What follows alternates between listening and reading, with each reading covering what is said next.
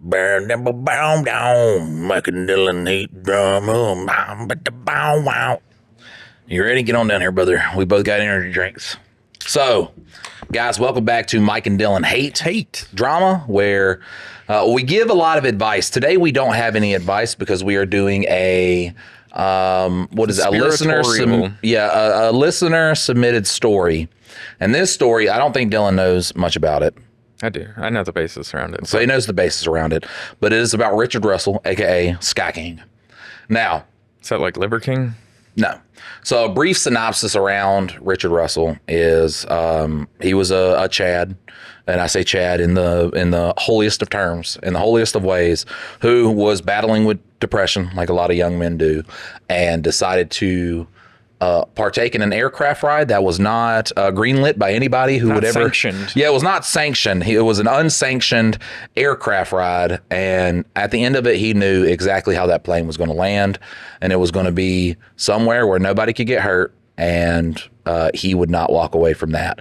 Which, man, when you think about people who kind of make their suicide a spectacle, it never ends in a good way. There's always other people that end up dying. Richard Russell didn't want to do that to anybody. He wanted to have his fun and just go out like a king, and that is why he is referred to as the Sky King. We're going to read his Wikipedia, and we're going to see how hard Wikipedia trashes him. And I think this is going to become a new kind of series that we're doing, where we read something along the lines of this, whether it's conspiracy or something like that, and we just see the shit piece. That's what I like to call it, the shit piece that Wikipedia does on this, which I'm going to let you know right now.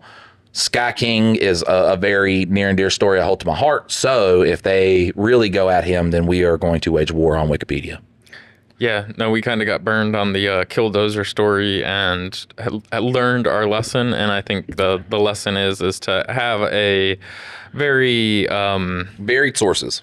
Yeah, and like having a overarching idea of like how it all plays out, so that you can then be like, oh, they are completely, raking him through the mud, but actually, because I mean, yeah, we'll get into it, but like I think that's the thing that we learned with Killdozers. We don't just willy-nilly go onto Wikipedia without having the backstory. Right, without having just an idea. I'm going to turn this off a battery saver. That's like reading the Wikipedia on the JFK assassination and believing all right, yeah, just believing that wholeheartedly, or 9/11, and just being like, this is exactly how it happened. Yeah.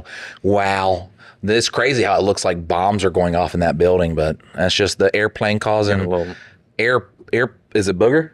It's like something black on the other side of your nose. Like, Did I get? Oh, I see it. It was on my finger. It's not a booger. It's a piece of lint.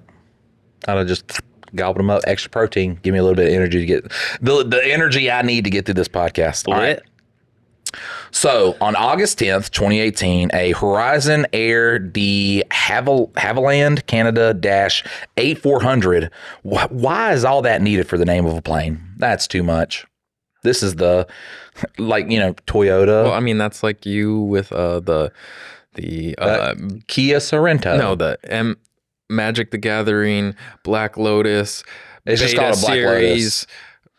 Okay, whatever. Shut the fuck up. Right. PSA 10. If you don't know what he's talking about, on Two Daddies Judging Baddies, there was a story about a Magic the Gathering card getting stolen. I know a tidbit about it, so I was just educating the people on. And like I said, it's mostly the lingo that people don't understand. Was stolen from Seattle-Tacoma International Airport, SeaTac, by 28-year-old Richard Bebo Russell, a Horizon Air Ground Service agent with no piloting experience. After Russell performed an unauthorized takeoff, two McDonnell Douglas F-15 Eagle fighters were scrambled to intercept the aircraft.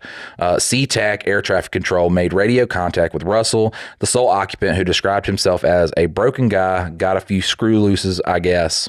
See, the thing is they say that he stole it. I mean, he was really just borrowing. Right, he was borrowing it. Commandeered. Yes. Commandeered. About 1 hour and 15 minutes after takeoff, Russell successfully executed a barrel roll before purposely crashing the aircraft on a sparsely populated Ketchikan Island in the Puget Sound with the intent to commit suicide. There were no injuries or fatalities in the surrounding area except for Russell, who was the sole fatality.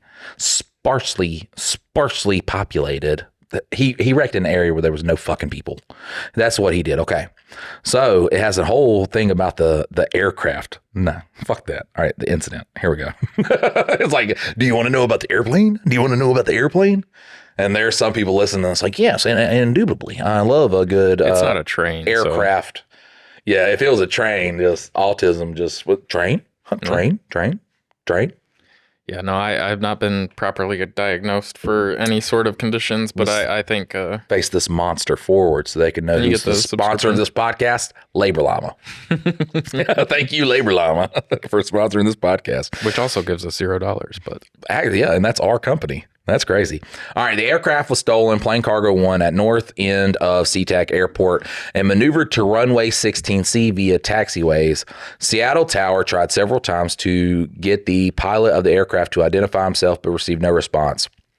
A nearby Alaska Airlines jet on the ground reported that the aircraft began a takeoff roll with its wheels smoking, and an unauthorized takeoff was made at 1932 local time.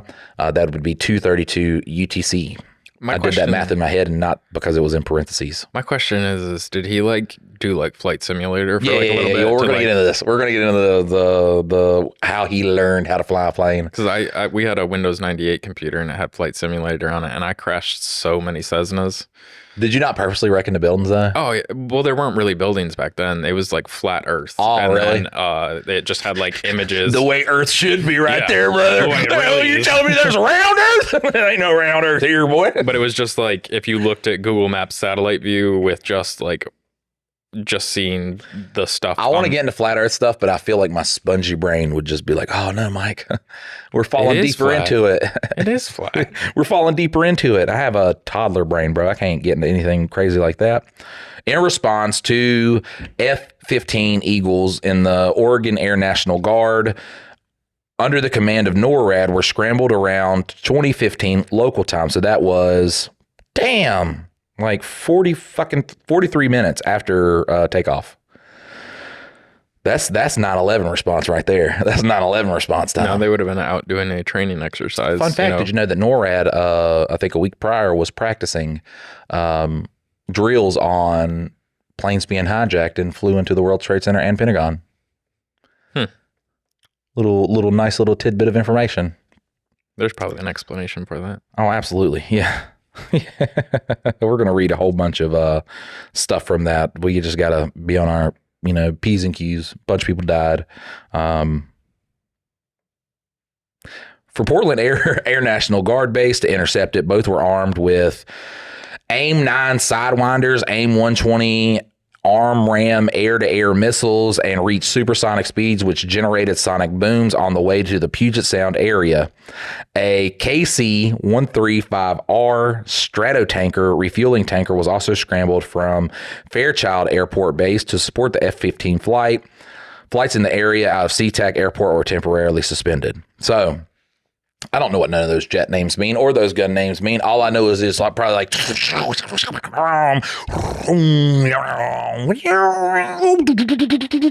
that's all I imagine. I think they had missiles. Isn't that what they were saying? They were missiles. I think the other ones are machine guns. Oh. Or just when it's so cool because the plane will fly over and you'll see the dust of the fucking bullets hit, and then you hear the sound because of how fucking fast it is. Seattle-Tacoma Air Traffic Control maintained radio contact with the occupant. The transmissions were quickly recorded and posted on social media websites. The pilot said he was a broken guy, got a few screw looses, I guess. Never really knew until now. When ATC suggested he land the plane at a joint base, Lewis McCord, the occupant refused. Those guys will rough me up, and if I try to land there, I think I might mess something up there too. I wouldn't want to do that. Did he say screw looses or did he say screws? Screw loose, and I can't fucking say it right. I was about to say, because you said it the same way twice, and I was like, did he just say it? I got the touch of the retardations. I'm a bit stupid. Screw looses. He asked ATC if he could get a job as a pilot with Alaskan Airlines if he successfully landed the aircraft. ATC said they would give you a job doing anything if you could pull this off, to which he replied, yeah, right. Nah, I'm a white guy. He spoke to, I bet there's a whole thing right there of, look, he knew about DEI? DEI, yeah. Yeah, he was like, I'm white. He spoke of wanting to do a couple maneuvers to see what the aircraft can do, and requested the coordinates of an orca that had been brought to national attention, saying, I want to go see that guy. He stated that he did not want to hurt anyone, and in the final minutes of the communication, apologized to his friends and family. Near the end of the flight, the aircraft performed a barrel roll over Puget Sound, recovering approximately 10 feet above the water. Damn. A veteran pilot said the maneuver seemed pretty well executed without either stalling or pulling the wings off. When the air traffic controller requested he land the plane after the maneuver, he said, I don't know. I don't want to. I was kind of hoping that was going to be it, you know? He added that he wasn't really planning on landing it. The two F-15s attempted to direct the aircraft towards the Pacific Ocean and did not fire at it. The Q-400 ultimately crashed at 20:43 local time on Keetraw Island in the Puget Sound in Washington, killing the occupant and destroying the aircraft. A towboat crew was the first to respond, delayed by the need to wait to catch the Seattle-Tacoma Anderson Island ferry. Firefighters from West Pierce Fire Rescue and other nearby departments arrived on the island about an hour and a half after the crash, where they then contended with the island's thick brush. The fire burned a 2-acre area but was extinguished by the following morning. No injuries were reported to residents of the sparsely populated island, even though the crash site was close to at least one cabin, which occupied at the time of the investigation. So, how do you feel so far? I mean, it's sad that homie had to, it's a hell of a way to go. Right. I mean, you could jump off a bridge, you could jump off a building, you could, do drugs, you could do all these different ways. He just wanted to soar through the sky, man. Nobody really has that just waiting there for him. He worked with the planes enough that he was just there, and he's like, fuck it today. I'm mimicking start a car and then flying through the air, man, and then doing the barrel roll. He thought he was going to obviously not be able to successfully do it, and he was just ready to go right there, but he fucking did it. He did it. Yeah. He did it. And I love how it's just we asked the experienced pilot. He was like, yeah, kind of fucking good. If you ask me, didn't pull the wings off. Pretty great. Stall it. So we're going to go through the investigation side. So right now, I see nothing bad. They've not. I mean, he stole a plane. That's bad. But from Wikipedia's end. Oh, as in look, man, dude's killing himself. It's a fucking plane, multi-million dollars, insured. Insured. They're not going to fucking miss it. His family's obviously going to miss him more than anything. So the investigation, the Pierce County Sheriff's Office thanked the public for its accurate information and acknowledged that on August 11th, that federal agencies would lead the investigation, primarily the Seattle office of the FBI. It described the perpetrator, identified as 28-year-old Richard Russell, as suicidal and said his actions did not constitute a terrorist incident. Alaska Air Group CEO Brad Tilden announced on the same day that the airline was coordinating with the Federal Aviation Administration, the FBI, and the NTSB, which is the National Transportation Safety Board, and was working to find out everything we possibly can about what happened. On August 12th, the FBI said it had recovered the flight data recorder along with components of the cockpit voice recorder. The equipment was sent to the National Transport Safety Board for processing. On November 9th, the FBI stated that it had completed its investigation. Terrorism was ruled out, and Russell was found to have acted alone. The final descent at Keetraw Island was determined to be intentional, and suicide was listed as a manner of death. The FBI stated interviews with work colleagues, friends, and family, and a review of text messages exchanged with Russell during the incident identified no information suggesting the theft of the aircraft was related to wider criminal activity or terrorist ideology. Although investigators received information regarding Russell's background, possible stressors, and a personal life, no element provided a clear motive for Russell's actions. But he was sad, man. It's a rough life, and he wanted to go out as the Sky King. So, look, that's the thing, though, man. If someone's suicide doesn't hurt anybody else, go with a bang, bro. Go out with soar through the skies, do a barrel roll. Fuck. That's the Sky King, though. We're about to get into him. He has a pretty decently big chunk. And to hear anybody hear this story, because I've heard people talk about this story and they really cling on to the, I'm a white guy. Oh, listen, do they? Oh, yeah. Yeah. Because he was like, he was racist and shit. Stop trying to ruin a good story. It's not a good story. It's a sad story, but ultimately it's it's a kid that doesn't want to live anymore. He doesn't hurt anybody. He fucking flies a plane around. He's telling everybody, I'm sorry for doing this. He's being very apologetic and shit like that before taking his life. Chad. Like, it's ultimately like a good dude, dying. See, I think this is, and it goes back to all of our conversations about like how none of this stuff can be said just because somebody's going to ruin it. But like, white privilege is a thing. However, being poor is the biggest thing. And so like he is just a white dude working in a thing. And so like he probably does see that there's a lot of opportunities for people to maybe take flight lessons for cheaper because they have some sort of DEI initiative. So like he can't attain. That's like me and Dylan trying to get a goddamn grant to make a movie. And it's like, are you transgender? Are you gay? Is your brother gay? And I was black? like, are you and we're like, no. And it's like, sorry, we have nothing for you then. Yeah. And that doesn't mean that stuff shouldn't exist. Right. But it should definitely exist at some point. But at some point, living under a poverty line, it does become unfair. And you could say, well, X person has whatever advantage or whatever, but literally you are under a poverty line. Everybody has it tough. Some people do have it tougher. I will say that, but we don't need to like exclude, people just because it's like, well, there's some way you can figure it out. Like some big business owners gonna be like, well, I'm white too, so I'll give you up. That doesn't happen. Rich people look at us all the same. Yeah. We're just green to them. That's it. Well, and with his statement, like, I mean, it's not that he was racist or anything. Like, he was just kind of pointing out that for the most part, he doesn't have as good of an opportunity to get into that thing as I saw a video yesterday that made my butthole like real just angry. All right. So it's a guy and he was talking about, the Charlie Kirk assassination. And then he said that a bunch of people were calling up, like they were calling in threats to HBU schools as retaliation. And then this black creator stitched it. He was like, retaliation? What do you mean retaliation? Why? He's like, all he's saying is it's fucking wrong to call somebody up. And it's just because he used the word retaliation. I mean, they were doing it for retaliatory reasons. Yeah. Obviously, they just didn't know who the fucking target with their anger, but it suddenly became about that creator being the bad person and not the people fucking. And I'm just like, look, if you eat yourselves, you ain't ever going to be able to get on the same page, you dumb fucks. Yeah. And they're just sitting there, nom, nom, nom, nom, nom, nom, nom, nom, nom.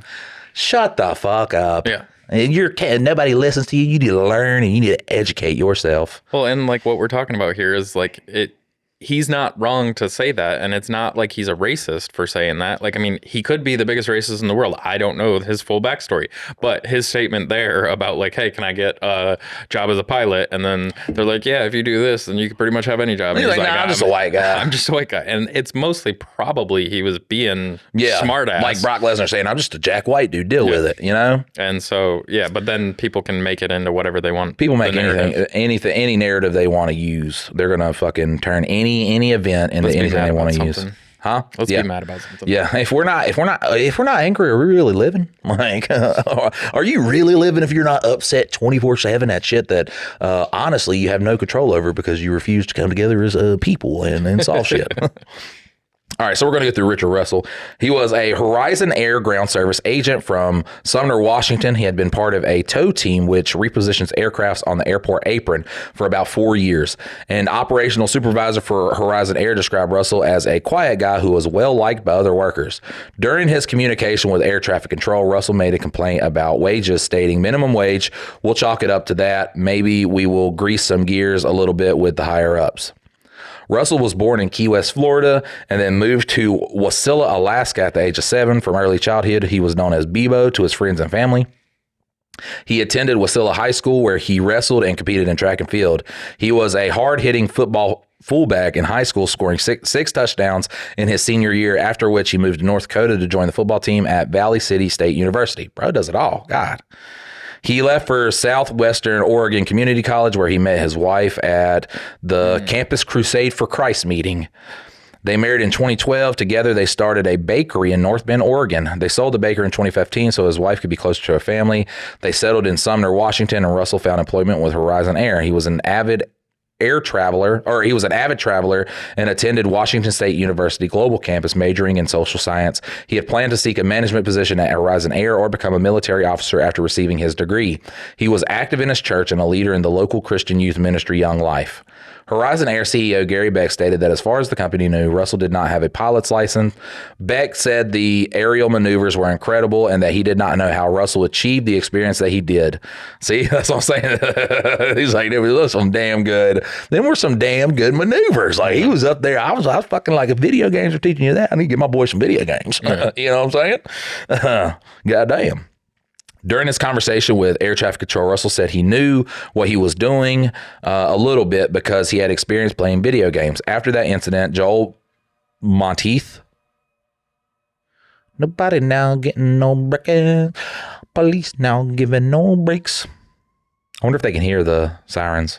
Yeah, I think the noise cancellation will take most of it out. Joel Monteith, a pilot for SkyWest Airlines, relayed to an emergency dispatcher that in 2017 he saw Russell and another man pointing and flipping switches in the cockpit of a SkyWest aircraft park at Seattle-Tacoma Airport. Monteith stated that the men told him they were training to use the aircraft's auxiliary power unit so they could tow it, but said it was suspicious that when they left when he was confronted. When he confronted them. Monteith also recalled that Russell had been in the cockpit of an Embraer 175 with him and that Russell asked him about his flows, which is the pre-flight preparation I do for takeoff. Some coworkers said that Russell had probably trained himself to fly using amateur flight simulation software. Russell's family released a statement on August 11th saying they were stunned and heartbroken and devastated by the events. But once again, out of all tragedies that happen, he didn't take other people out. I can't stand when someone's like, I'm suicidal, so other people have to go with me because I got to make a statement. Shut the fuck up. Wait, why do you care? Now you're more of a loser. Now I'm just going to think about how big of a loser you are till the end of time. That's it. Just a big Columbine shooters. They'll be like, people fucking are like, wow, look they took a gun into a school where it's just a bunch of helpless people. And they're like, we're going to look cool by shooting everybody. You're a fucking loser, dog. You're both losers. You were both losers growing up. Like nothing about when you read about the Columbine shooters are just like, you're losers. Like, we just stayed home, played video games on the computer all day. Losers. And then it was like, oh, we're going to kill everybody so we'll be fucking remembered and shit like that. Yeah, remembered as losers. So I wonder what, it didn't go in depth with it, but he was married. So, I guess they were still together. That's pretty sad. I don't know. Like, why? Maybe we could find. I want to see if I can find. Why he, what.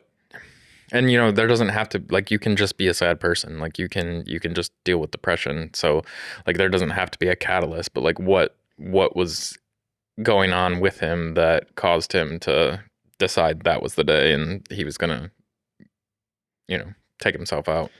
So here's an article from Daily Mail. So legit. Yeah, the most legit you can get. All right, here we go. The man who keeps me laughing, airplane hijacker's wife gushed about 29-year-old in dozen of Instagram posts detailing their happy marriage. Oh. The wife of an airline employee who hijacked a plane in Seattle had recorded their 7 happy years of marriage on Instagram, calling him the man who keeps me laughing. Richard Russell has been revealed to be the man who stole the Alaskan airline jet from Seattle Airport and took it for an hour-long joyride before crashing it on an island in a ball of flames on Friday evening. His wife Hannah's Instagram is chock full of photos from their happier times during the couple's life in Seattle, where the pair had moved after they met in school in 2010. Rich's job as an airport ground service agent provided him and Hannah with opportunity to travel the globe, enjoying ventures everywhere from Alaska to Mexico to France. Aww, there's some pictures. And it's crazy because I always go back to this. Is I'm thankful that he didn't have kids that he behind, because those are the sad moments. Because yes, you can. But even imagine her just heart, just because the one person she wants to, have console her and confide in is not there, and it's just it's rough. Well, and that's I think you as an individual, taking yourself out is an option. It's fine. You can do that. You can decide that. The second that you do have mom and dad and, a significant other, kids and stuff like that, it becomes more and more selfish the more people that you leave behind that are going to be. If you kill yourself and you leave your kids behind, you're a bitch. I'm sorry. That's my stance. That is my fucking stance. Listen, everybody else that you meet in life are not here because of your decisions. Okay. Your decisions brought a child into this world. You're fucking sad. Be sad. Okay. And then when that child grows up to be a nice adult or whatever, then you can, think about, but killing yourself as fucking up your kids by killing yourself. Well, and I think it's different. If your kids know that it was a strategic move that you did it, you can, you could have an accident in your car and still pull off the same maneuver without it being like, oh yeah, he took himself out. Like you can find a way to, because your children are always going to think it's like, man, he killed himself because he didn't love me or something like that, or maybe I wasn't a good kid or shit. You're just going to fuck your kids up. I'm gonna say it again because people are probably shocked that I said it. If you kill yourself, I understand depression is a disease. It's fucking hard. It's tough. Dealing with suicide thoughts is tough. Whatever. If you have children and you kill yourself, you are a bitch. Okay, you are selfish. You are selfish, and. Well, in the bonus episode of Two Daddies Judging Baddies, you said that if you were sick, you would take yourself out so your kids didn't have to see you get sicker. But that's I'm dying. That is, I am going to fucking die from a cancer. It's the two options of me dying is daddy wastes away right in front of you, and that once, strong guy who made you laugh and shit like that is now sick in the corner of a room, shitting into a bag from his stomach. That's taking, time away from them still, like the same way. No, I said once it got like bad, once I knew that I was, going to lose bodily function and shit like that. Well, see, and I think that's where in society, like in those scenarios, and like, I think that it should be offered anyways, but I think there should be, some sort of assisted suicide. Yes, absolutely. But, I think there should be, steps that you have to go through, like talking to a therapist, trying to figure things out before you're just like, oh, like. I think if you have a terminal illness, you're in pain and shit like that. Should be if I want to go. I'm sorry. I want to go. I'm living in fucking pain. My family has to watch me live in pain. I want to go, and I would like it to not hurt. Yeah. Like, and what that shouldn't be like. God says nothing about suicide. But shut the fuck up, bro. Shut the fuck up. Well, it's unforgivable because they used to tell you that suicide was unforgivable. The only thing unforgivable in the Bible is blaspheming the Holy Spirit, dog. Like, shut the fuck up. There's nowhere in the Bible that says once you seek salvation, there's no take backsies, bro. There's zero take backsies. And I don't understand why, because you'll try to explain this to, it was preachers will be like, well, if you getting saved is not it. That is it. That is it. If you die, even if you have things you haven't repented for or whatever, in Christianity, there's just asking for forgiveness and shit like that. But if there are things that you have not asked for forgiveness for, when you die, if you have already seek salvation, you're good to go. This is just shit we make up. So it's really because the pharmaceutical industry, they want you to take that medicine for the next 2 years until you die, finally, because that's money that you're taking away from them, and they don't want you to do that. Yeah, and I think that, health or life insurance and all that stuff, if you're already death's door, no, you're allowed to. Insurance companies are the most corrupt fucking. They are. God, look. It's the worst thing just because, look at every single different type of insurance you have to have just to exist in this world now. And it's like, no, maybe we're just a community and we help each other and we ensure that okay, your house burns down. We all come and help you build your fucking house back. But no, it's crazy. You spend thousands of dollars every year in case your house burns down, and your house didn't burn down, but you paid us $100,000 over 50 years, but this other person's house burns down, and then we're gonna fight them to not pay for their fucking house burning down because they had a faulty electrical socket or some bullshit. They're doing everything they can to take your money and then be like, oh no, we don't pay out for that. No, we don't pay out for that. We just take all your money. Pisses me off so bad, man. Pisses me off so bad. Why? And that's what I don't get about people who are suicidal too. That's just I'm gonna take out this large crowd of people playing at a fair. Go be a fucking hero, man. You know what I'm saying? I don't need to say it for you to understand. Go be a fucking hero. Walk into a fucking one of those pedophile halfway houses, man. Guns a-blazing. You want to be looked at as a legend? Well, that's crazy. Have you watched any of those videos of these fucking trailer parks where they just house the communities? Pedophile communities. And then they're a block or two away from a fucking school, a child daycare and stuff like that. And it's what the fuck? How? And they just got their bird watching, bud. Look, you go out to one of those communities. I tell you this right now, okay? Not only, let's not get ourselves in trouble. Yeah, and I'm not saying do it. I'm just saying if it were to be done, the news reports, man, you are hailed as a legend. I guarantee you too. You're gonna have time to set some records because cops are gonna hear it. They're like, oh, they're shooting up the little fucking pedophile community. It's okay, well. No, I think that's. Let me finish this lunch real quick, and then we can get up there. And I think that's one of those things where the good cops are yes, those people are terrible people, but they're gonna go and, do their job. Like it sucks, but they've got to defend those people the same. But maybe they do stop at a red light. Maybe I think a good cop is going to be like, you know what, I'm going to stop at this red light. I don't want to hit anybody. Yeah. And I'm going to stop at this next red light. God, there's a lot of red lights right now. Isn't it crazy though? The other day when we were driving through town and the fire department guy was just like lights all the way through town. They do that shit all the time. He drives his truck. He's going through. He has his sirens blaring, and then finally gets to where he needs to go, turns off his lights, and then turns down the next side road.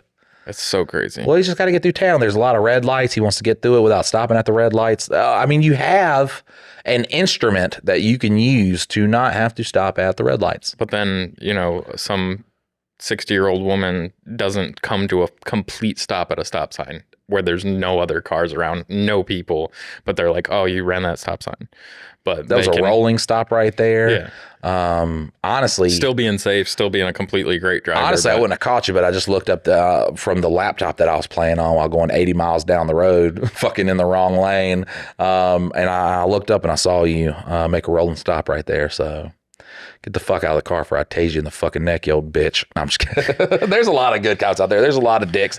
There is the unfortunate. Well, I love the stories about like the fucking cop that goes into like a low income neighborhood and plays basketball with the kids, and like actually, like there's so many examples of them being absolute shit stains that you see, and then there's the good ones that will literally buy a backpack for a kid. Local cops going to the inner city to play fucking basketball with the black youth, loses 146-0, but beautiful memories are made. But yeah, like, I mean, that's really what the community, like, and it goes back to the whole statement of community earlier, is like, it should be that the police are there, but you get great bad eggs that fucking ruin that, because then the cops are down there, and then all of a sudden one day, one guy who's just fucking tweaked out of his fucking mind just walks up and pops a cop right in his fucking head and reminds them that, hey, you can't fucking do this because of a bad egg that can't fucking, the A probably shouldn't be in part of society, but.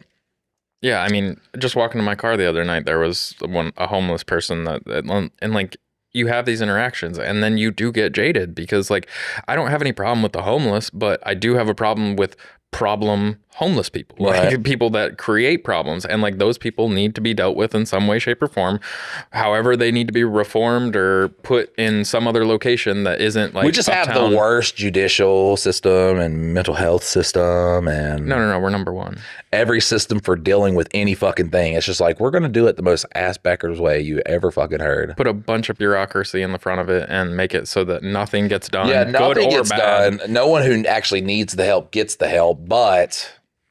We make money doing this, so it's nice. We get paid to sit in an office and just fucking twiddle our goddamn thumbs. Hey, you want to go take a 5-hour lunch? Why not? We're salary. Yeah. We'll go to this cool retreat where we all these reviews of applications. We ain't got to do those, man. We already told them it takes 6 months to a year to look at. Fuck this guy. Yeah. Oh, we went from Sky King hero to, which like it's sad, and like he's not a hero or anything like that, but like if you were gonna take yourself out, that would be the way to go. And that's just a cool way to do it, man. And he apologized to everybody, and look, a lot of people. He was a racist, though. A lot of people, yeah, because he mentioned that he was white. So, oh God, I am so microaggressed right now. But a lot of people who do that, who like. Make their suicide a spectacle, it often involves. I mean, he technically made it a spectacle, but it often involves a lot of other people dying. Yeah, children getting shot, manifestos being written. Like, why, man? Nobody's gonna read this bitch after you're gone.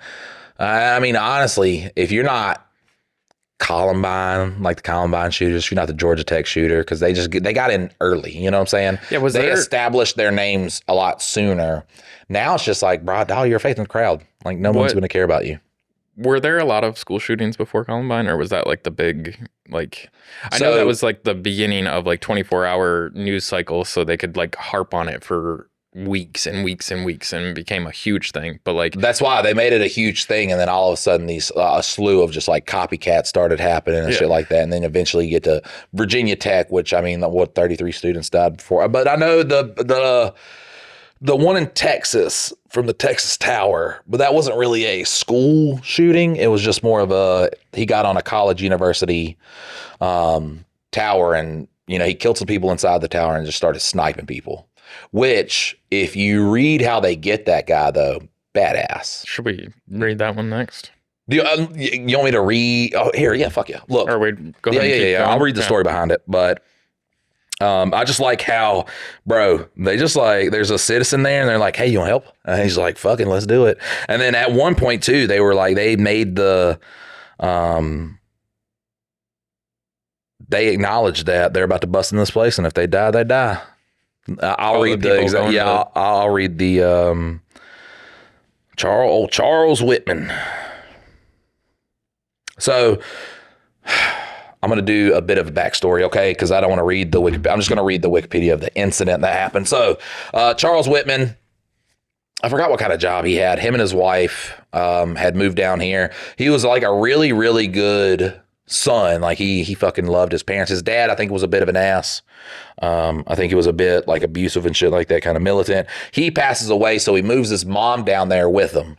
Yeah. They live in Texas. One morning, well, I mean, he plans to do this. So what happened was he has a growth in his brain. It's not like he started off like this. He was a real good kid. I think he did serve in the military too. Yeah, he definitely served in the military. But he had a tumor growing in his brain, and it started making him more aggressive and more crazy and have crazy thoughts and like that. So one day he wakes up knowing that he's going to act out the shooting. So before that, he murders his mom and murders his wife because he doesn't want them to live with the fact that he turned out to be this killer. And then he heads for the tower. I forgot what university the tower is in. When was this?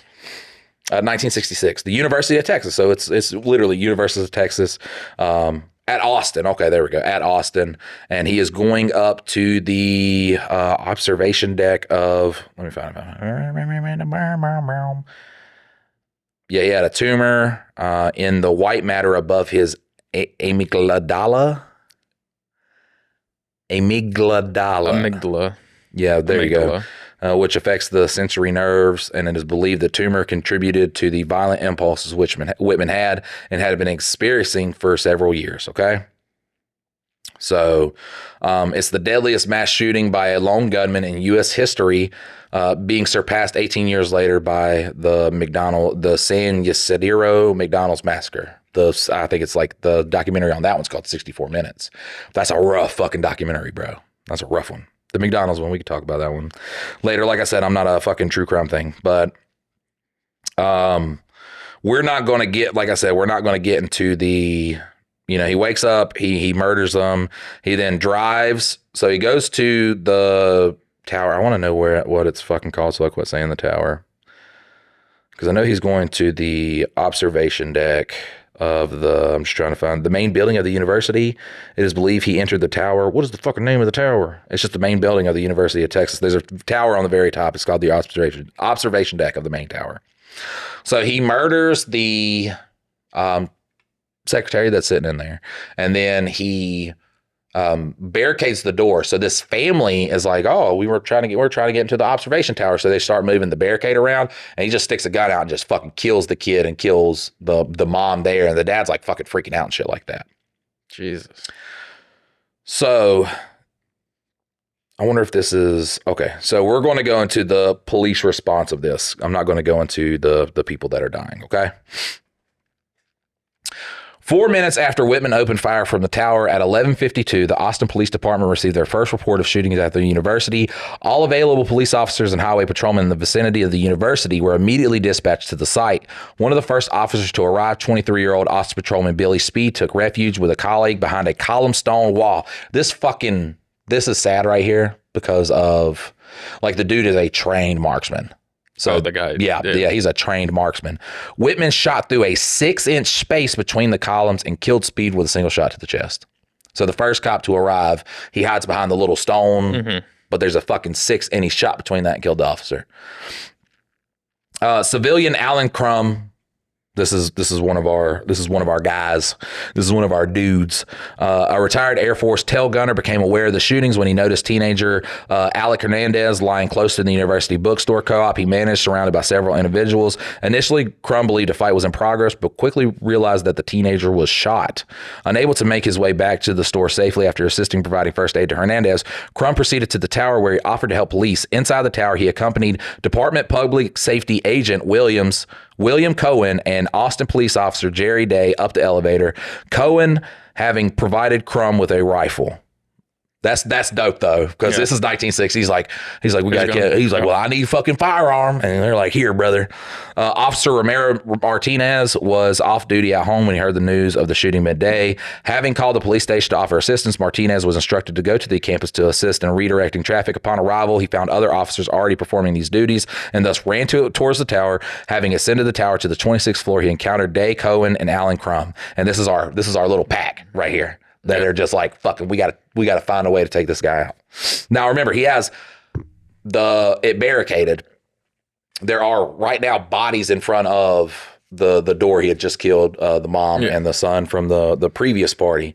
And all these guys, right now, they don't know any of this. I think the dad of the family runs down at some point holding his wife's shoes, very distraught.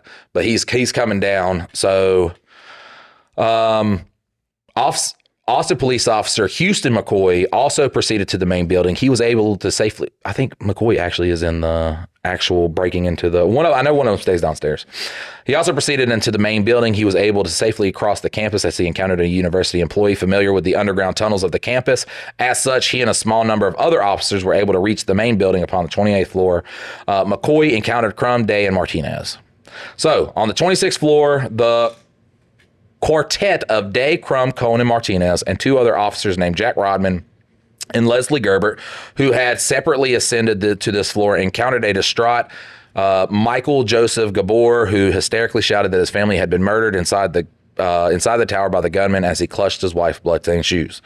Gabor attempted to wrestle a rifle from one of the officers, because, he's like, I'm going to kill him, Day and Cohen restrained the distraught man as Rodman and Gerbert returned via elevator to the ground floor, where they instructed Vera Palmer to switch off all elevators within the building before they began searching all parameters to the entrance to the edifice as Martinez and Crum ascended to the stairs to the 27th floor. Day followed Crum and Martinez to the 27th floor shortly thereafter. As Martinez and Crum ascended the stairs to the observation deck, Crum asked, "Are we playing for keeps?" Martinez responded, "You're goddamn right we are." To which Crum replied, "Well, you better deputize me." Martinez replied, "Consider yourself deputized." Well, that's fucking God. Get him! Just fuck him up. That's so dope, though. Is there a movie about this? Because I don't know. Christ. I have no clue, but that's fucking dope, bro. Yeah. Dude is just like, served in the military. He's now living his own life, doing his own thing. Sees a bunch of fucking kids getting killed. They're going up here. He says, "We playing for keeps?" And this cop's like, "You goddamn right we are." All right, so I skipped a little bit. Midway up the stairwell, leading to the reception area, Martinez and Crum found the bodies of Margaret and Mark, the guy's wife and daughter, and the severely injured Mary and her son, Michael. Michael slumped against the wall at the base of the stairwell, had initially been knocked unconscious. Oh, no, the Gabors, yeah, that's them. Margaret, I don't know how to say her name, Margaret, she was the secretary that was beat to death. He gestured to the observation deck as informed Martinez and Crum. He's out there after positioning Mary Gabor on the other side to prevent her from drowning in her own blood. The two men continued ascending the reception area where they discovered the mortally wounded, Edmund Townsley. He murdered so many people going up there. He killed a lot of fucking people. Dude's a fucking dick. Martinez and Crum were the first individuals to reach the observation deck. Martinez first dislodged the dolly Whitman had wedged against the door before instructing Crum to remain positioned outside the door with his firearm focused to provide cover from their right and to shoot anyone who appeared in his sight from the southwesterly direction. As he proceeded warily to the left, McCoy and Day separately reached the observation deck shortly thereafter. McCoy immediately followed Martinez to Crum's left. All right, so we have McCoy and Martinez. These are our two cops. They're to the left. Cruz is providing cover to the right. All right, so Day, arriving at the observation deck shortly after McCoy, proceeded to Crumb's right. So we have, two going left, one going right. Believing he heard the sniper's footsteps proceeding towards the corner of the observation deck, he covered. Crumb fired a single shot from his rifle to the southwest corner of the parapet, directing Whitman away from his line of fire. All right, so I guess Whitman is now going left towards the officers now. Mm-hmm. At approximately 1:24 p.m., while Whitman crouched close to the northwestern wall of the observation deck with his firearm focused towards the southwest corner of the deck for the source of Crumb's rifle shot, Martinez and McCoy rounded in the northeastern corner. Martinez jumped from cover and immediately fired in Whitman's direction. Listen, it's dope. This is a cool thing. Missing with most or all of his 6 revolver shots. But he literally, it's a dark room. He doesn't know where the guy is, and he's firing. Well, yeah, he's just laying down fire. Yeah, he's just laying down fire. So Martinez and McCoy round the northeastern corner. He jumps, like I said, okay. Almost simultaneously, though, McCoy leaped from a cover as Martinez rapidly fired in Whitman's general direction. He recollected observing Whitman's head looking over the light ballast. McCoy fired a shot at Whitman's white headband, hitting him between the eyes with several pellets and killing him almost instantly. So the other guy provides fire, sees old dude's head poke out, and the other cop's just, bam, done. Signed, sealed, delivered. Just smoke him out. Which... Listen, I'm the type of person that understands like cops are human beings, but then you look at like the Uvalde thing and you see them fucking pussies standing out there while kids are getting fucking murdered, telling parents not to go inside. Fuck you, your pussy ass wants to stay out here. Let me go the fuck inside. And then like you see shit like the Louisiana police officers, where this guy fucking drives a truck into a crowd, and as soon as he gets out to open fire, yelling, Allah Akbar, what the fuck ever he's doing, he's ISIS guy. They're like, fucking bang, bang, you done. Like, bro literally stepped out of his car ready to shoot, and the next thing he knows, he's, he's like, oh shit, I'm dead. Yeah. Oh, this is the afterlife. Oh fuck. Like that. If you should understand what it's like, what you're signing up for when you become a cop. That yes, when there is situations like this, like you can see it too. I do like that video. I hate that people died during that, but he drives into the crowd. There's a bunch of officers standing there, talking. It's been a long night. Everybody's partying, having a good time. You gotta, yell at some drunk people, tell people not to fight, but essentially you're trying to keep the vibe going on and stay out of the limelight. And as soon as that truck hits, you just see just a bunch of, and they just take off. They're not like, what the fuck would they just all immediately head in that direction? Yeah. Without a singular fucking thought. And I mean, just fucking within seconds are on the guy with no thought of just getting shot or anything like that. And then you see, I think it was in Charlotte, that one school shooting where they just go into the goddamn library and just fucking take the dude out. I don't think he killed anybody. He might have shot like 1 or 2 people, but he goes in there to shoot and the cops are like, fuck that shit. They immediately go in there, neutralize them, and that's it. See, the only thing I'll say about like not letting parents and stuff go in is confusing the situation. Right, you don't know who the shooter is, but you are too scared to go in. No, you need to be going in. Like if it's full of fucking cops and SWAT team and motherfuckers doing their thing, yes. If nobody is going in, they're telling them, don't go in there. And that's also what happened at the Florida school too. I forgot what it's called. The one that spawned that group of kids who talk shit about school shootings. Yeah, I mean, we get it. It's terrible. It is terrible. Talk shit about, what do you mean? Like I don't know. It's like a group of kids. They're activists to stop school shootings. Oh, okay. Which mainly involve guns being taken away. Listen, guys, they're unlike other countries, other civilized first world countries, I guess you would call them. We have an exorbitant amount of illegal guns.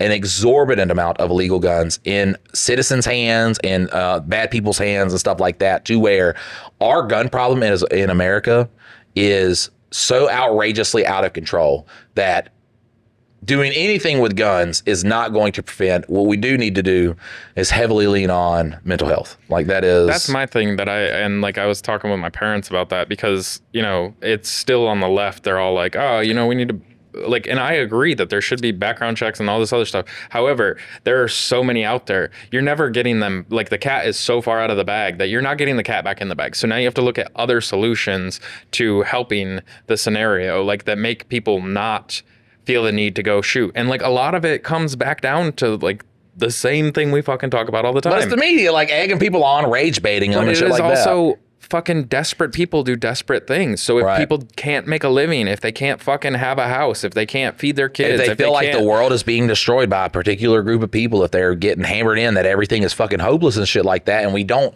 and it's just so hard to access mental health, and it takes a long time, and a lot of the shit we do for mental health is incorrect. It creates this just fucking pool of festering anger and mental anxiety and mental disorders and shit like that. And then you add on the most guns. But no, the thing is, though, is like the reason why there is so much mental health issues is because if you can't fucking go out, get a job, live a life, like a lot of that helps mental health is if you can feel like you're a productive member of society. Right, you can get a job right now and still fail to the cost of living. Yes, and it's those types of things that make desperate people, and you could have the best mental health care in the fucking world, but if people are still desperately trying to survive, like, well, goddamn, Dylan, if you don't starve the people, you can't radicalize them. No. This is like media 101. This is tyranny 101. Illuminati 101. And people are like, oh God, Mike believes in Illuminati. Like I said, look, if you got a group of rich people, all right,